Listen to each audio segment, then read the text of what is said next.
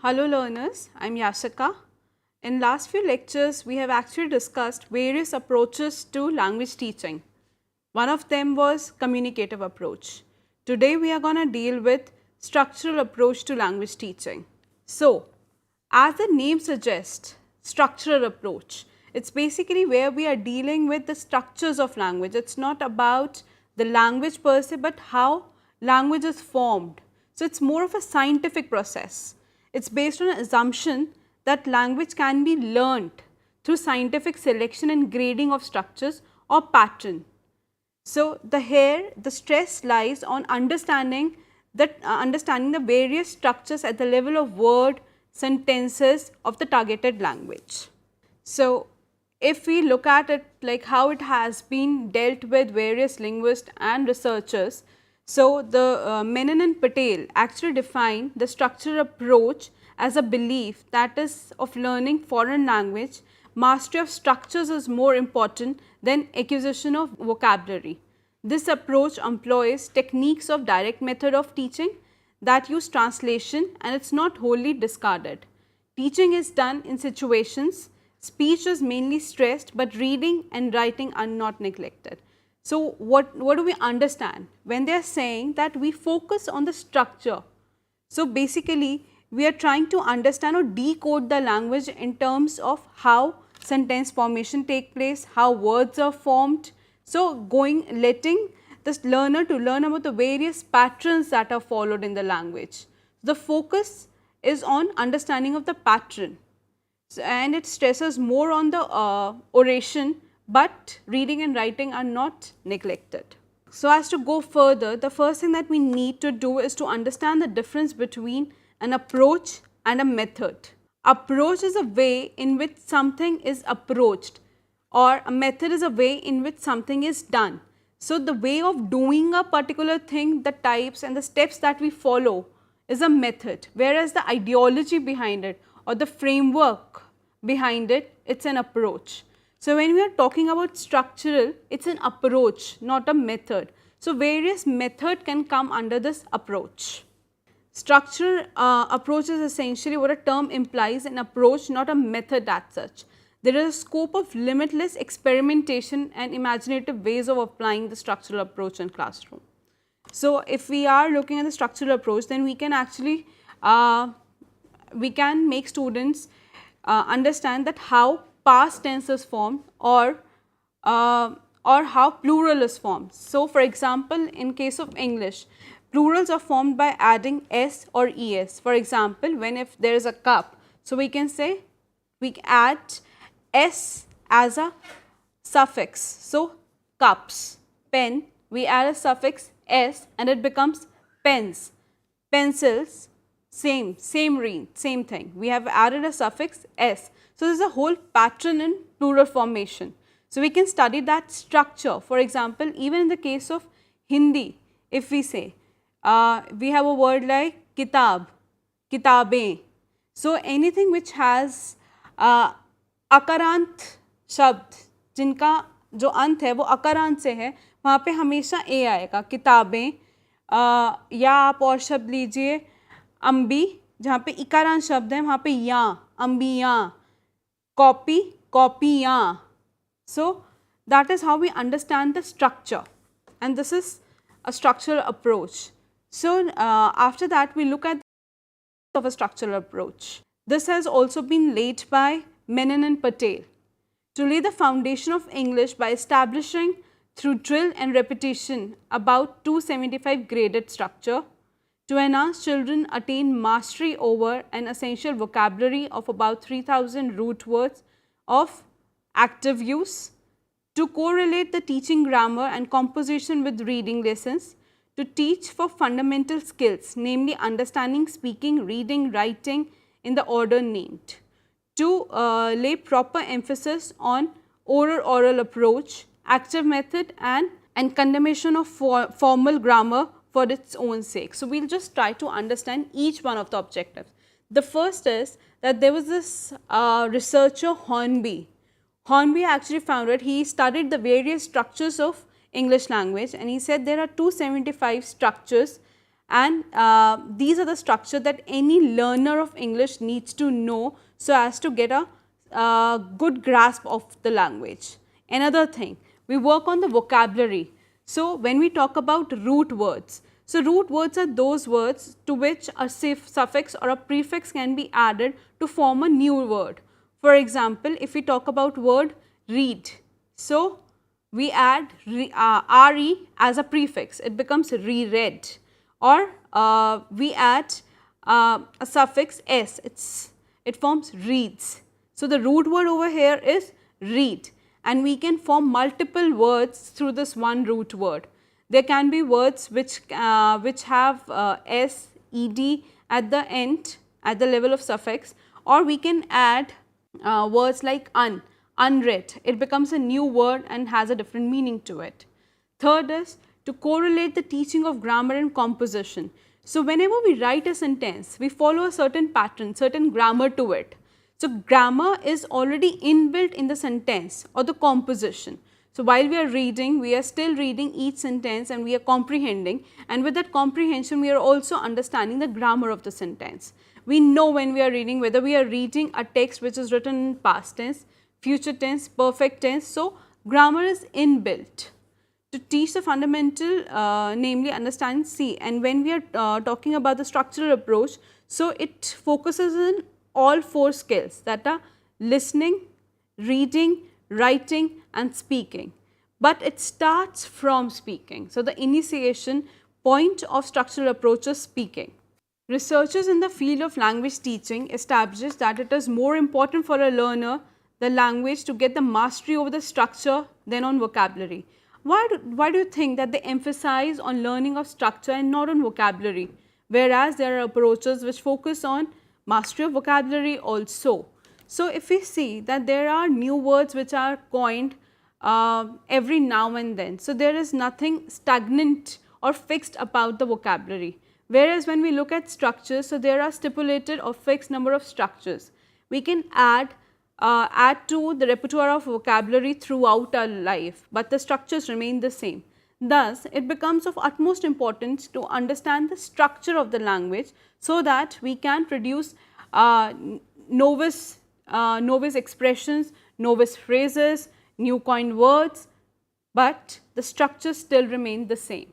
A lot of work has been done on the selection and gradation of vocabulary, but little work has been done on the selection and gradation of structures. It is important to learn how to put the words together, as it's known their meaning. Unless the learner becomes familiar with the pattern of English, he will not be able to use vocabulary. So, what word to use, where to use, what should be the order of the word, all these things we get to know through learning of structures or the knowledge of structure. It's not about the meaning of the word per se, it's more about getting to the structure of the sentence, and then we can change the word order as per what we want to write, what meaning we need to convey. Hornby has made a study of sentence patterns and structures in English. He has found that there are approximately 275 structures that I have already told you. It should be remembered that structural approach of language teaching, not a matter of language teaching, but only an approach. It's not a method. It's basically an approach that we are dealing with, which tells us that teach while the method that is employed is called oral method or audiolingual method. So, there are varied methods that can be encompassed under this approach. Now, we come to what are the various characteristics of structural approach. So, the first thing that we need to understand is word order. So, what is a word order? Like, it's a formation where the words are being placed. For example, if I say there is a pen, so where I put this there, where I put this is, and then a pen which was an object. So, it is defined, the order defines the meaning of the sentence. The arrangement of the words in English is very important. The meaning of an utterance changes with the change in word order. For example, he is standing there. So, it is an assertion that we are making that he is standing there. And if we change the word order, is he standing there? So, the vocabulary of both the sentences is same, but while we have put the is at the initial position, so we are actually asking, Is he standing over there? There is a sentence, you are there. Consider two other sentences made of the two words that we put in different order. Are you there? There you are. So, the vocabulary used in all three construction is same, but the meaning conveyed is different, and that is due to place or order of the word.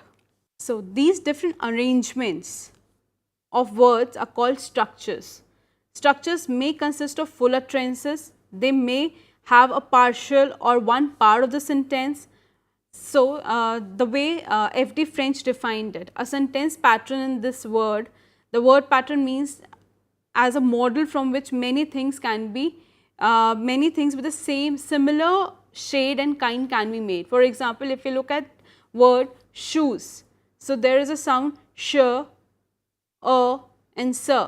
Using the same sounds, we can have another word called house. So, it differs the meaning at as well as at the level of sound system, but the shade or the number of words or the alphabets that have been used are the same. Okay. The second thing, there is a sentence.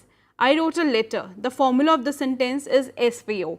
SVO, as we already know, it is a structure where subject is placed in the initial position, then it is followed by a verb and then by an object. So, lot of sentences can be made using the same pattern, that is SVO, and most of the English sentences follow this structure. Second is presence of function words. The structural devices make use of another important principle, that is functional words or the structural words.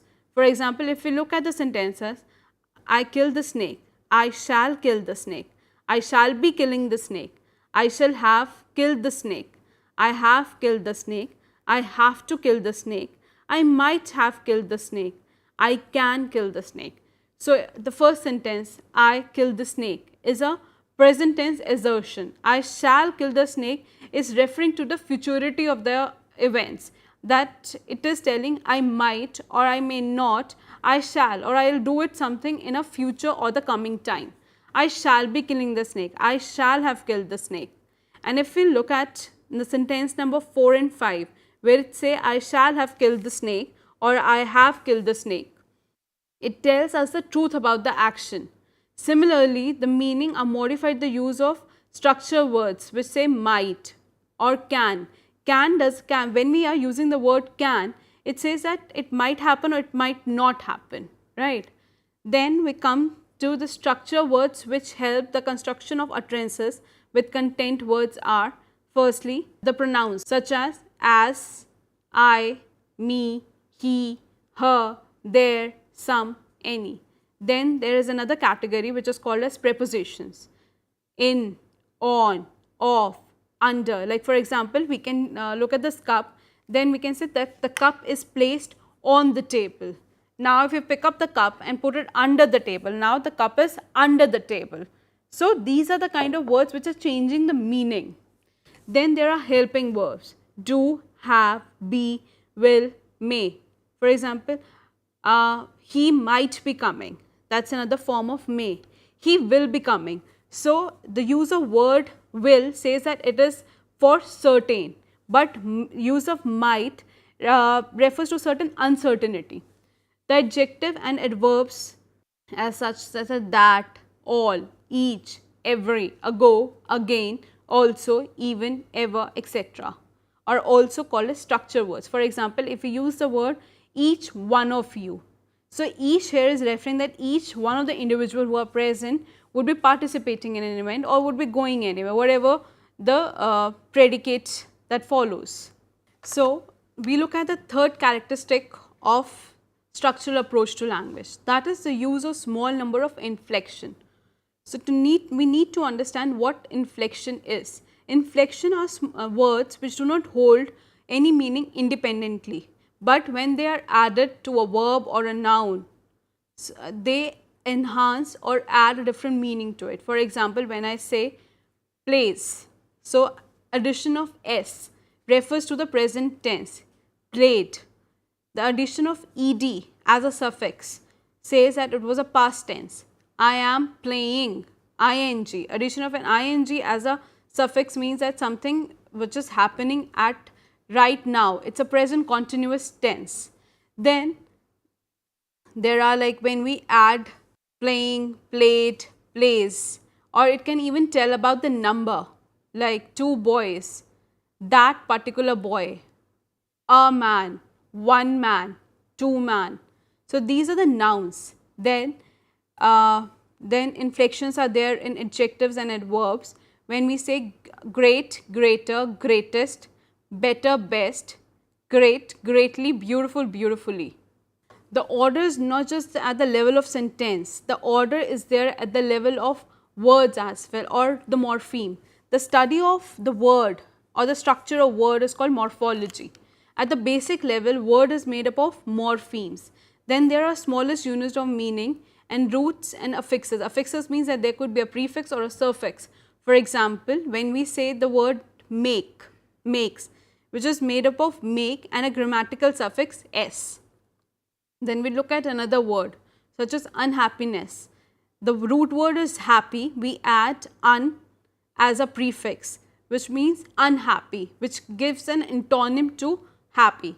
Then we add a suffix to it, which is ness, N-E-S-S. So, the whole word which is formed as unhappiness, and it gives a new grammatical entity to it. So, new grammatical entities are formed by adding a suffix or a prefix. In this, it was a plural, past tense, antonyms are formed. How are structures to be taught chosen? So, we have read about that we need to make learners aware of the various structures, we need to grade them, but we need to understand how these structures are actually chosen. So, the selection of structures to be taught depends on average ability of student and the allocation time and availability of equipment. The following principles are kept in mind while selecting the structure. One is usefulness, and how many times the particular structure or the pattern we are actually making the learner learn is depends on its usability. How many times in real life situation will the learner use this particular structure? So, the most common structure that we that is being taught is SVO structure, that is a subject verb object structure. Then the second principle is that of productivity. Some structures are productive and other structures can be built for them. For instance, we have 2 sentence pattern. Mr. John is there. Here is Mr. John. If we look at the first sentence, then Mr. John can be replaced by he, she. So, he is there, she is there. But in the second case, here is Mr. John, the replacement of the noun is quite difficult. The former pattern is more productive in comparison to the second one. Then the third principle that we follow so as to choose a structure is simplicity. The simplicity of the structure depends on the form and the meaning. The structure, I am playing cricket, far more simpler and in meaning than the sentence, the patient had died before the doctor came. So, basically when we are saying the patient had died before the doctor came, there are 2 events which have been correlated with the use of a conjunction. The simpler structure should be preferred to the complicated one. So, firstly we need to understand the simpler assertions, then we can come to complicated or compound sentences. The fourth factor which determines the kind of structure that we are going to teach is teachability. Some structures can be taught more easily than other. For example, the structure I am writing can be taught easily because of presence of an action word. The structure in which it can be denoted, it can be demonstrated. So, we can actually start with using of action words. For example, if I have to say, I go to school every day, I play every day, I play for 4 hours, I played before yesterday, I am going to play tomorrow, or I will come to the school tomorrow, I might take a leave day after tomorrow, I took a leave day before yesterday. So, basically we are using a very simple structure, but then we are teaching from one structure, we are teaching multiple structures. Then how structures are being graded? Structures are to be graded in the order of difficulty. Simple structures should precede the more difficult one. If we look at the example given below, so firstly he goes. He goes is just 2, there are just 2 patterns. One is he, that is subject, and goes, that is a verb. So, the whole sentence is completed in subject verb. Then there is a 3-part pattern which is he plays cricket. He is again subject, plays verb, and cricket is an object. So, we are following the structure SVO. Then a 4-part pattern. She gave me a book. She is again a subject. Gave me is action. Me again is another subject with this whom the action is taking place, and a book again an object. The pattern beginning with there I have 20 students, there are 20 students in the class. That is another structure that can be easily taught. Then patterns beginning with a question verb. Is he coming? Will he go? What is he up to? Has he bought a book? Pattern beginning with what type of question? How are you? What does he do? What are you doing tonight? Patterns or command or request, that is sit down, please come here. So, of the 7 types of pattern that have been mentioned, 3-part pattern and the pattern beginning with there occurs very frequently. 3-part pattern is SVO structure, which we have already talked about, that it occurs, that is the most common pattern in English language. Each pattern embodies an important point of grammar and only one meaning of the word is being taught. Moreover, the structure are graded in such a manner that a structure follows the preceding naturally. For example, if there is a natural order to the way the structures have been graded. During the learning of the structure, the child automatically learn grammar also, because when we are saying he played or he is playing, so there is, with the structure, the grammar is also inherent. This approach also lays emphasis on 4 skills, that is listening, speaking, reading and writing. Rapid speech patterns are taught with the help of printed material and they are the first to be taught. Then we are dealing with principles of structural approach. The importance of speech as a necessary means of fixing firmly all the groundworks. The first thing that we deal with when we are actually using structural approach in our classroom is that we focus a lot on speech. Then the importance of forming language habits, because structural approach considers that language is a habit that we learn over the period of time. So the one habit that we have to imbibe is to learn the various sentence patterns, and we can replace vocabulary or the words in a particular sentence pattern. Then the pupil's own activity rather than the activity of the teacher. The focus should be on the learner. Learner should be the one who is actually exerting more than the teacher in the classroom. Have a great learning experience and thank you.